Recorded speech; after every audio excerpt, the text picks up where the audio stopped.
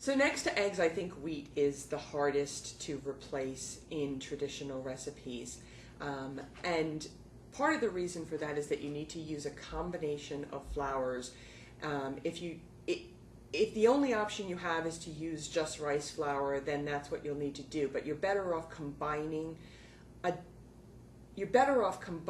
couple of different flours along with a starch in a gluten-free flour blend. You can also do this by using some of the off-the-shelf flour blends. There are a number of different formulations out there.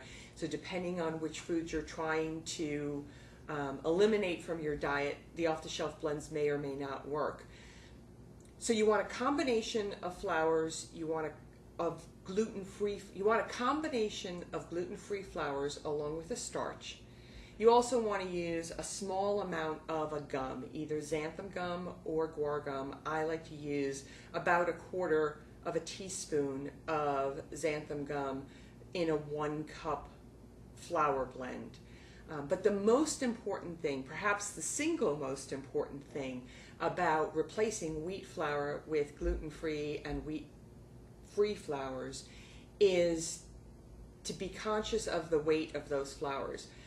Wheat flour weighs between 120 and 124 grams per cup. Most flour blends, and especially the rice-based flour blends, can weigh up to 160 grams per cup. So if you replace that cup for cup, your rice flour is going to soak up all the liquid that you have in your recipe, and you're going to end up with really rock-hard muffins. And you don't want that. So the trick is to use less flour and to adjust the flour based on weight.